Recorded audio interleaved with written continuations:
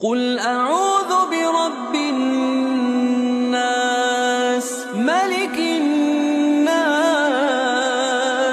إِلَٰهِ النَّاسِ مِن شَرِّ الْوَسْوَاسِ الْخَنَّاسِ الَّذِي يُوَسْوِسُ فِي صُدُورِ النَّاسِ مِنَ الْجِنَّةِ وَالنَّاسِ. إن الحمد لله نحمده ونستعينه ونستغفره ونعوذ بالله من شرور أنفسنا ومن سيئات أعمالنا. من يهدي الله فلا مضل له ومن يضلل فلا هادي له وأشهد أن لا إله إلا الله وأشهد أن محمدا عبده ورسوله أما بعد. إن الشيطان لكم عدو مبين. ربي اشرح لي صدري ويسر لي أمري واحلل عقدة من لساني يفقهوا قولي. எல்லாம் வல்ல இறைவனின் நல்லடியார்களே, அல்லாஹ்வுடைய அன்பும் அருளும் வற்றாத பெருங்கருணையும் நம்மை எல்லாம் நேர்வழிப்படுத்த வந்த உத்தம தூதர் உயிரிலும் மேலான முஹம்மது நபி ஸல்லல்லாஹு அலைஹி வஸல்லம் அவர்கள் மீதும் அவர்களுடைய சொல் செயல் அங்கீகாரம் ஆகியவற்றை தங்களால் இயன்றவாறு பின்பற்றி வாழ்ந்து மறைந்த சத்திய சஹாபாக்கள் மீதும் சஹாபிய பெண்மணிகள் மீதும் அவர்களை ஒன்று தொட்டு வந்த முஸ்லிமான ஆண்கள் பெண்கள் அனைவர் மீதும், குறிப்பாக புனிதமிக்க இந்த ரமலான் மாதத்தை அடைந்து அதில் சிறப்பு வாய்ந்த தொழுகையாக இருக்கிற இரவு தொழுகையை தொழுதுவிட்டு மார்க்கத்தினை அறிந்து கொள்ள வேண்டும் என்கிற ஆர்வத்தோடு இங்கே குழுமிருக்கக்கூடிய நம்மவர்கள் மீதும் என்றென்றும் நின்றுள்ளவட்டுமாகிற பிரார்த்தனையோடு இந்த உரையினை ஆரம்பம் செய்கின்றோம். அன்பார்ந்த சகோதர சகோதரிகளே, ஒவ்வொரு வருடமும் ரமலானுடைய மாதத்தில் தொடர் தலைப்புகளாக எடுத்து அந்த செய்திகளை சிறுக சிறுக சொல்வது நாம் ஒவ்வொரு வருடமும் செய்து வருகிறோம்.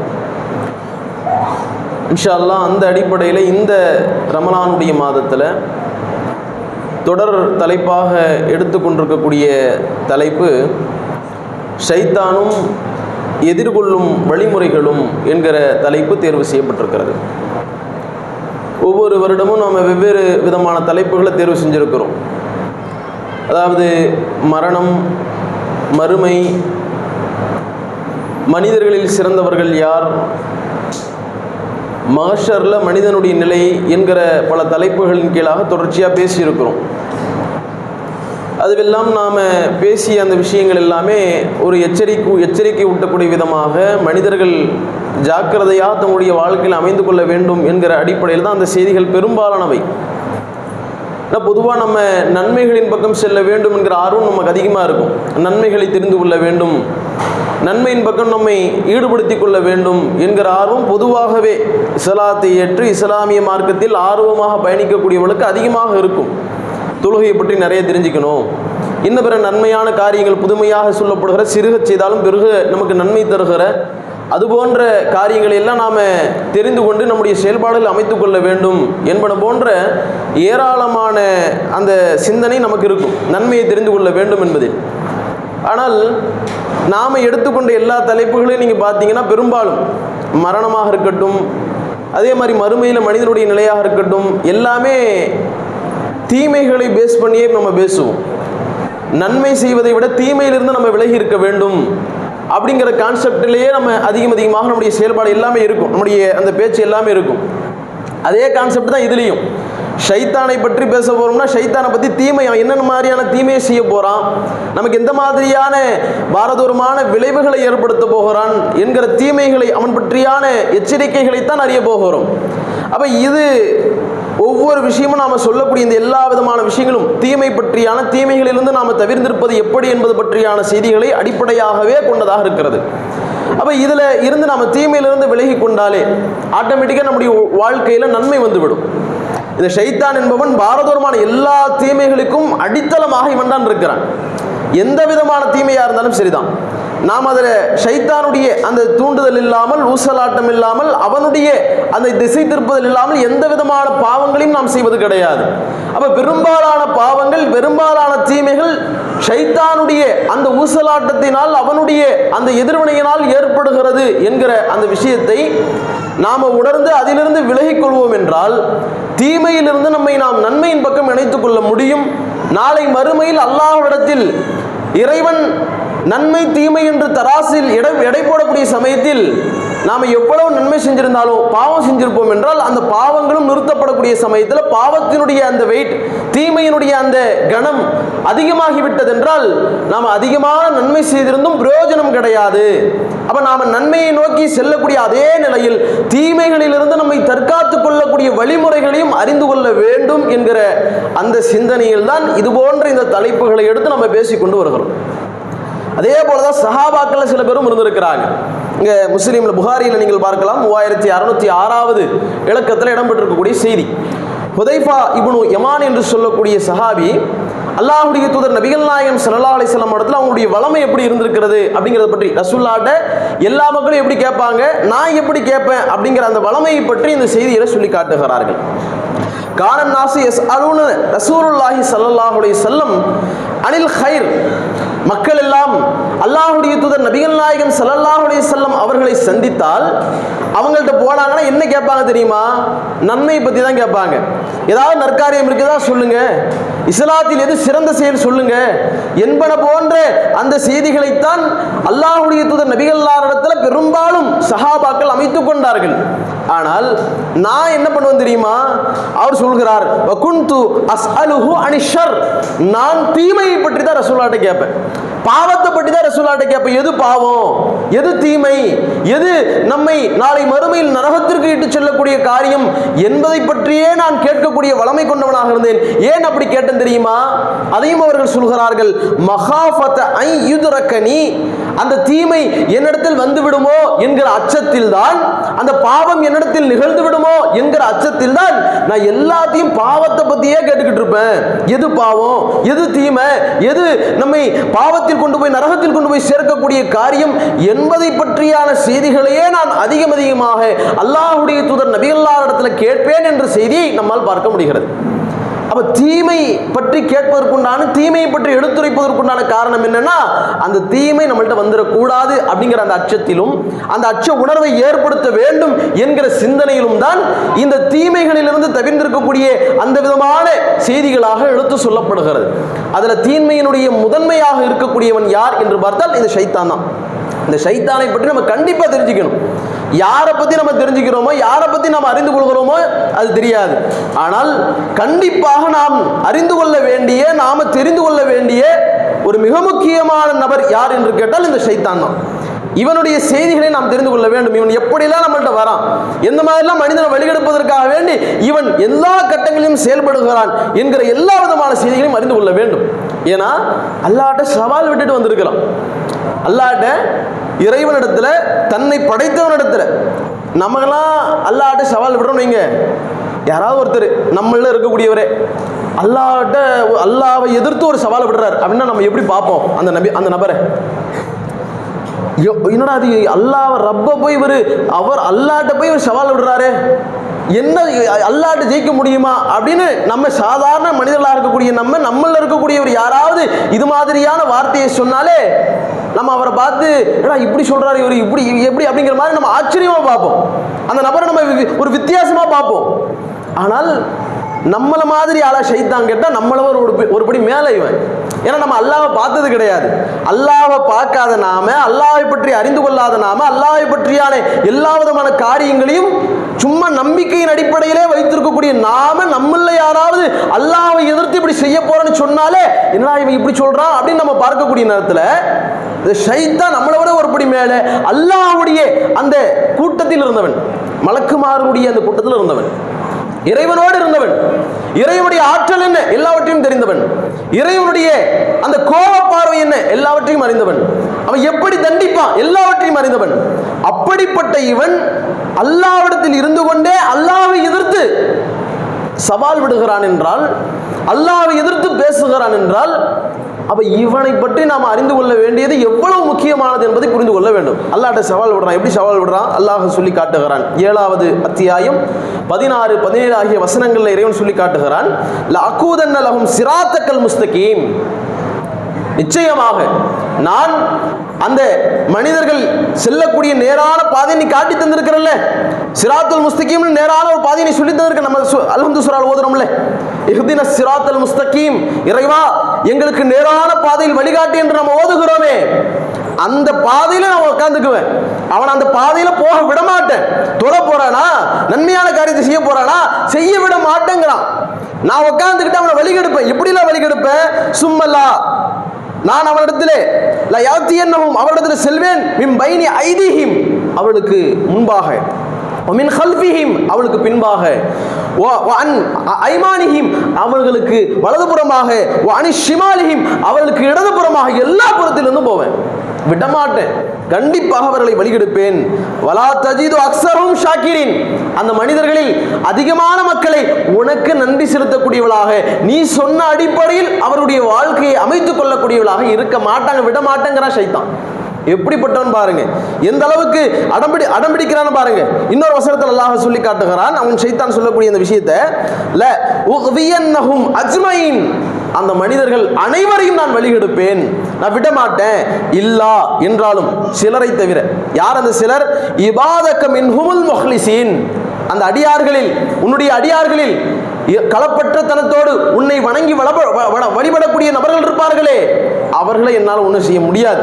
அவர்களை தவிர யாரெல்லாம் நான் போடக்கூடிய ஊசலாட்டத்திற்கு, நான் போடக்கூடிய அந்த தீய எண்ணத்திற்கு கட்டுப்படுகிறார்களோ, நான் ஊட்டக்கூடிய ஆசை வார்த்தைகளுக்கு, நான் காட்டக்கூடிய இந்த உலகத்தினுடைய இன்பங்களுக்கு கட்டுப்பட்டு ஓடுகிறார்களோ, எல்லாத்தையும் வழிகெடுப்பேன், யாரையும் விட மாட்டேன் என்று சொல்லி ஷைத்தான் அல்லாஹ்விடத்தில் சவால் விடுகிறான்.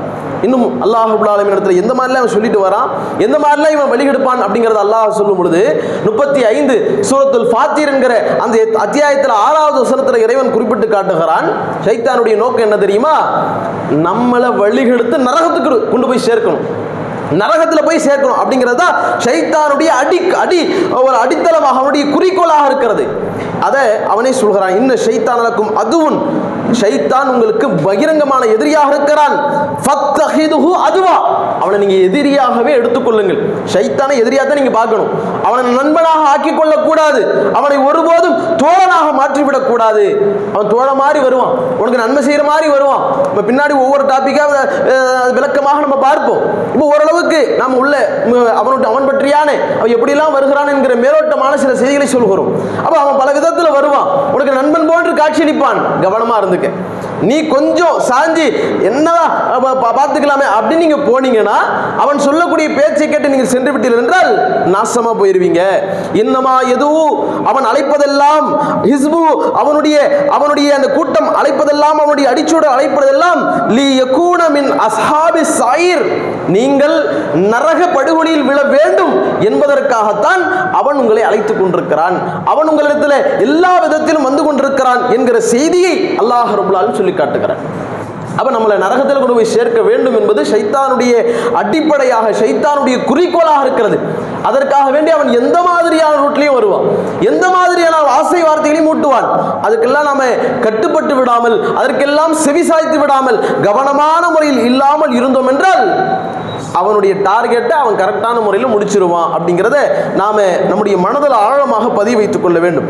இன்னும் ஷைத்தான் பற்றியான பல்வேறு விதமான கட்டுக்கதைகளும் இன்றைக்கு ஏராளமாக இஸ்லாமிய மக்கள் மத்தியில் நம்பப்படுகிறது. ஷைத்தான யாரு? அவன் மக்கள் ஆண்கள் மத்தியில், பெண்கள் மத்தியில் அவன் உடல்களில் ஏறிடுவான். அது மாதிரியான ஒரு சிந்தனைலாம் இருக்குது.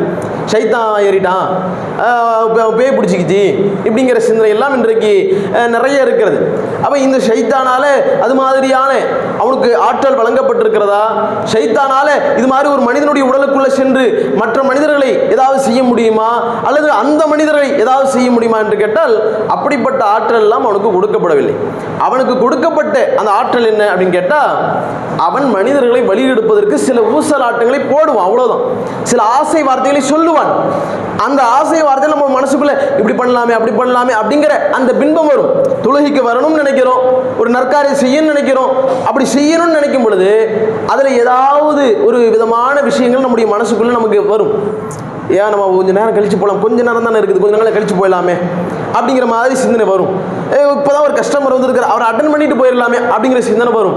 கொஞ்சம் அந்த வேலை ஒன்று இருக்குது, அப்படியே அதை பார்த்து அப்படியே போயிடலாமே அப்படிங்கிற சிந்தனை வரும். தொழுகைக்கு வந்துட்டோம்னா தொழுகையில் 1008 சிந்தனை வரும். தொழுகையில் வந்து தக்பீர் கட்டிடுவோம், கட்டிட்டு அல்லாஹ் அக்பர்னு சொல்லி நின்னதுக்கு பிறகு நம்ம அல்லாஹும் ஆயுத பைனு ஓதுகிறோமோ இல்லையோ, அல்ஹம்துலில்லாஹ் ஓதுகிறோமோ இல்லையோ, ஏராளமான மனக்குழப்பங்களை போடுவோம். இதெல்லாம் அல்லாஹ்வுடைய நபி எல்லாரும் சொல்றாங்க, இதெல்லாம் ஷைத்தானுடைய வேலை அப்படிங்கிறத நமக்கு விளக்குகிறார்கள். அப்போ இந்த மாதிரி ஏராளமாக அங்கே என்ன நடந்துச்சு, அங்கே விட்டுட்டு வந்தோமே, எப்படி போகுது தெரியலையே, வண்டியை விட்டு வரும்போது அப்படி சாவி எடுத்துகிட்டு வந்தோமான்னு தெரியலையே, ஃபோனில் அங்கே வண்டியில் வச்சுட்டு வந்தோமா கடையில் வச்சுட்டு வந்தோமா தெரியலையே, ஃபோன் இல்லாமல் இருக்குது அப்படின்னு பல சிந்தனை வரும். அப்போ அடுப்பங்கரையில் நம்ம ஸ்டவ் எரியுதா இல்லை ஆஃப் பண்ணிட்டு வந்தோமான்னு தெரியலையே, அல்ல என்ன சட்டி வந்து கருகி போயிருமான்னு தெரியலையே அப்படிங்கிற மாதிரி சிந்தனை வரத்தான் செய்யும். இதெல்லாம் யார் போடுறா அப்படின்னு கேட்டால் ஷைத்தானுடைய சிந்தனைகள். இது மாதிரி பல ஊசலாட்டங்களை போடுவது மட்டும்தான் ஷைத்தானால முடியுமே தவிர, ஆசை வார்த்தைகளை கூறத்தான் முடியுமே தவிர, ஒரு தீமையை அழகான முறையில் ஏற்படுத்தி காட்டத்தான் முடியுமே தவிர, வேறு எந்த விதத்திலும் ஷைத்தானால மனிதர்களை வசப்படுத்த முடியாது. மனிதர்களை அவன் கட்டுக்குள்ள கொண்டு வர முடியாது. மனிதர்களுடைய உள்ளத்தில் பூந்து அவனுடைய ஒட்டுமொத்த உருவமாக அவன் மாற முடியாது. இதெல்லாம் இன்றைக்கு ஏமாற்று வேலைகள், பொய்யான பித்தலாட்டங்கள் என்பதை நாம் புரிந்து கொள்ள வேண்டும். பின்னால் அது பற்றியான செய்திகளையும் நாம் தெரிந்து கொள்வோம். அப்ப ஷைத்தான் பற்றி அவனுடைய முழு விவரங்களையும், அவன் எங்க இருந்தான், எப்படி எல்லாம் வழிகெடுக்கிறான், அதே மாதிரி அவனுடைய தோற்றம் எப்படி இருக்கும், அவனுடைய உணவு என்ன, அவனுடைய இடம் என்ன, அவன் எந்த மாதிரி எல்லாம் மனிதனுடைய உள்ளங்களில் வருகிறான், எந்த மாதிரி எல்லாம் ஊசலாட்டங்களை ஏற்படுத்துகிறான், அவனிடத்திலிருந்து நம்மை தப்பித்துக் கொள்வதற்கு என்ன வழிகள் இருக்கிறது, தற்காத்துக் கொள்வதற்கு எந்த மாதிரியான வழிமுறைகளை அல்லாஹ்வும் அல்லாஹ்வுடைய தூதரும் கற்றுத்தருகிறார்கள் என்பன போன்ற ஏராளமான செய்திகளை அறிந்து கொள்ள நம்ம இந்த ரமலான் மாதத்தில் இதில் வரக்கூடிய அடுத்தடுத்த கட்டங்களில் இன்ஷா அல்லாஹ் இதை தேர்வு செஞ்சிருக்கிறோம். அப்போ அந்த அடிப்படையில் இந்த ரமலானில் ஷைத்தானுடைய செயல்பாடு எப்படி இருக்கும் அப்படின்னு கேட்டால், மற்ற மாதங்களில் இருக்கக்கூடிய செயல்பாடுகளோட குறைவாக இருக்கும். ரமலானில் நம்ம பேச போகிறோம், இந்த டாபிக்கை பேச போகிறோம்ல, இந்த ரமலானில் ஷைத்தானுடைய அந்த நிலைப்பாடு எப்படி இருக்கும் அப்படிங்கிறத பற்றி அல்லாஹ்வுடைய தூதர் நபிகள் நாயகம் ஸல்லல்லாஹு அலைஹி வஸல்லம் அவர்கள் குறிப்பிட்டு காட்டுகிறார்கள். இதா ஜா ரமலான், ரமலான் மாதம் வந்துவிட்டால், ஃபுத்திஹத் அபுவாபுர் ஜன்னா, சொர்க்கத்தினுடைய வாசல்கள் திறக்கப்படுகிறது. அதே மாதிரி வகுல்லிகத் அபுவாபு ஜஹன்னம், நரகத்தினுடைய வாசல்கள் மூடப்படுகிறது. அதே மாதிரி சுல்சிலத்தில் ஷயாத்தீன், ஷைத்தான்கள் விலங்கிடப்படுகிறார்கள். ஷைத்தான் அப்படிங்கிறது ஒருத்தன் மட்டும் கிடையாது, அவன் ஒருத்தன் தான். அல்லாஹ்ட்ட சண்டை போட்டவன் இப்லீஸ்ங்கிற ஒரு ஷைத்தான் மட்டும்தான். அது அல்லாமல் ஏராளமான ஷைத்தான்கள் இருக்கத்தான் செய்கிறார்கள். ஒவ்வொரு நபர்களுக்கும் ஒரு ஷைத்தானை அல்லாஹ் ஏற்படுத்தி இருக்கிறான். அது மாதிரி ஒரு ஷைத்தான் ஒவ்வொருத்தருக்கும் வழிகெடுப்பதற்காக வேண்டி, அவனுடைய ஊசலாட்டங்கள் ஏற்படுத்துவதற்காக வேண்டி ஒரு ஷைத்தான் இருக்கிறான். அதெல்லாம் டீட்டெயிலாக வெள்ள வரையே நம்ம இன்ஷா அல்லாஹ் அடுத்தடுத்து வரக்கூடிய காலங்களில் பார்ப்போம். இந்த காலத்தில் இந்த ஷைத்தானுடைய ஊசலாட்டம் குறைந்துவிடும். அதனால தான் பார்க்குறோம், இத்தனை நாள் நம்ம பள்ளியில் கூட்டம் வந்துச்சா, வரலை. இத்தனை நாள் நம்ம சரியான எல்லா ஜமாத்துலையும் வந்து கலந்துக்கிட்டோமா, கலந்துக்கல. ஆனால் இப்போ வருகிறோம் என்றால், இப்போ நம்ம ஓடோடி எல்லாமே ஜமாத்துலையில் கரெக்டாக கலந்துக்கணும், ஒவ்வொரு ரமலானுடைய மாதத்தில் இருக்கக்கூடிய இபாதத்துகளையும் நன்மைகளையும் நாம நல்ல முறையில் பெற்றுக்கொள்ள வேண்டும் என்று ஓடி வருகிறோம். என்ன காரணம்னா, ஷைத்தான் நம்மள்கிட்ட வேலை காட்டுறது கொஞ்சம் குறைஞ்சிருச்சு. இயற்கையாகவே இந்த மாதத்தில் ஷைத்தானுடைய ஊசலாட்டங்கள் குறைந்துவிடும். அவனுடைய கைகள் விலங்கிடப்படுவதனால் அவனால் ஊசலாட்டங்களை அதிகமாக ஏற்படுத்த முடியாது. அல்லாஹ் தடுத்து வச்சிருக்கான். சொர்க்கத்திற்குரிய வாசல்கள் திறக்கப்படுவதனால் நன்மையின் பக்கம் ஓடுவோம், நற்காரியங்களின் பக்கம் நம்மை அமைத்துக் கொள்வோம். நரகத்தினுடைய வாசல்கள் மூடப்பட்டிருப்பதனால் தீமைகளிலிருந்து நம்ம விலகி இருப்போம். அதான் அதற்குண்டான அர்த்தம். அப்ப அந்த அடிப்படையில் இந்த மாதத்தில் ஷைத்தானுடைய ஊசலாட்டம் ரொம்ப குறைவு. ரொம்ப அவனால பெரிய அளவுக்கு நம்மள்ட்ட வந்து பல தீமையான விஷயங்களை சொல்ல முடியாது. நிறைய தான தர்மம் செய்வோம், நிறைய நற்காரியங்கள் ஈடுபடுவோம், நிறைய விதமான இபாதத்துகளில் தூக்கம் வந்தாலும் சரி, நேரம் பல வேலைகள் இருந்தாலும் சரி, எல்லாத்தையும் ஒதுக்கிட்டு இதுக்காக வேண்டி வர வேண்டும் என்கிற சிந்தனை இயல்பாகவே நம்முடைய உள்ளத்தில் ஊறி போயிருக்கிறது. அதான் அல்லாஹ்வுடைய நபி அல்லாஹ் சொல்றாங்க, இந்த மாதத்தில் ஷைத்தான் விலங்கிடப்படுகிறான், அவனால் ஒன்றும் செய்ய முடியாதுப்பா, அவனால் உங்கள்கிட்ட வந்து எந்த விதமான ஊசல. அப்படி இருந்து சில பேர் போவாங்க, சில பேர் தொழில் தான் அப்படிங்கிற மாதிரி இருக்கத்தான் செய்வாங்க. சில பேர் அந்த தொழுகையில் கூட பின்வாங்கக்கூடியவர்களாக இருப்பாங்க, அந்த தொழுகையில் கூட சரியான முறையில் அமல்படுத்த இருக்கத்தான் செய்வாங்க. அது பெரும்பான்மையை நம்ம பார்க்கணும். குறைவான ஒரு மக்களை அவங்கள்ட்ட ஷைத்தான் வரத்தான் செய்வான், சில நேரங்கள் அவங்களுடைய அந்த நிலைகள்லாம் மாறத்தான் செய்யும். இப்போ பெரும்பான்மையை கருத்தில் கொண்டுதான் அல்லாஹ்வுடைய தூதர் நபிகள் நாயகம் ஸல்லல்லாஹு அலைஹி வஸல்லம் அவர்கள் இந்த செய்தியை சொல்லி காட்டுறாங்க, ஷைத்தான் விலங்கிடப்படுகிறான் அப்படிங்கிற செய்தி. அந்த அடிப்படையில் ஷைத்தான் இந்த மாதத்தில் அவனுடைய ஊசலாட்டம் ரொம்ப குறைவு, அவனால் நிறைய மக்களை வழிகெடுக்க முடியாத அளவிற்கு திரறக்கூடிய திக்குமுக்காடக்கூடிய மாதமாக இந்த அருள் பொங்கக்கூடிய ரமலானுடைய மாதம் இருக்கிறது என்கிற காரணத்தினால் இந்த ரமலான் மாதத்தில் எப்படியெல்லாம் ஷைத்தான் வருகிறான் என்கிற செய்திகளை முழுமையான முறையில் நாம் ஓரளவுக்கு நம்மால் எவ்வளவு சொல்ல முடியுமோ இன்ஷா அல்லாஹ் அது பற்றியான செய்திகளை தொடர்ந்து ஒன்றன் பின் ஒன்றாக கொஞ்சம் கொஞ்சமாக பிரித்து அறிந்து கொள்வோம் அடுத்து வரக்கூடிய நாட்களில் என்று சொல்லி இந்த உரையினை நிறைவு செய்கிறோம். அஸ்ஸலாமு அலைக்கும் வரஹ்மத்துல்லாஹி வபரகாத்துஹு.